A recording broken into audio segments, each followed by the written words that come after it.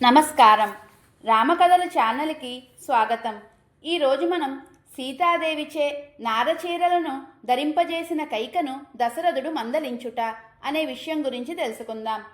నారచీరలను ధరించిన సీతాదేవిని చూసి ప్రజలు దశరథుణ్ణి చీకొట్టిరి. వారి మాటలు విన్న దశరథుడు తట్టుకొనలేక జీవితంపై విరక్తి కలిగెను.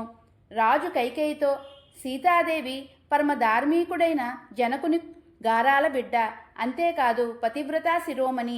అట్టి ఉత్తమురాలు నారచీరలను ధరించి నిలిచి ఉన్నది. ఆమె చేసిన అపకారం ఏమిటి? కనుక సీత అమూల్యమైన వస్త్రములతో ఆభరణములతో హాయిగా వనములకు వెళ్ళును. నేను నీ కుటిల వచనములతో చిక్కుకొని మహా అపరాధం చేశాను. నేను చేసిన పాపమే నన్ను దహించి వేయుచున్నది. ఓ దుష్టురాలా, నువ్వు రాముణ్ణి వనములకు పంపించుట వల్ల నీకు నరకప్రాప్తి కలుగును. ఇక సీతను అడవికి పంపుట వల్ల నీ పాపపు భారం ఇంకా పెరుగును అని దశరథుడు తీవ్రంగా విలిపించెను. పుత్రుణ్ణి ఎడబాటుకు తట్టుకొనలేక నేలపై పడిపోయెను.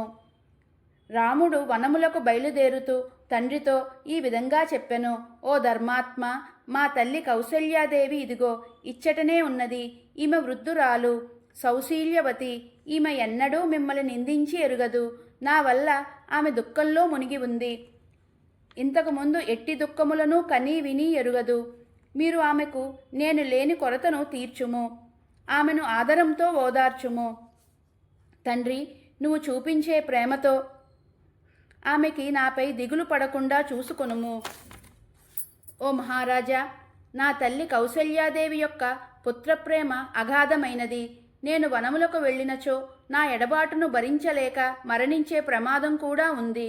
కావున నీ చల్లని కరస్పర్శతో ఆమె దుఃఖమును తుడిచివేయుము. ఆమెను కాపాడే భారము మీదే అని రాముడు దశరథునితో చెప్పెను. ఇది ఈరోజు కథ. తదుపరి భాగంలో మరో అందమైన సంఘటనను తెలుసుకుందాం. ధన్యవాదములు. జై శ్రీరామ్.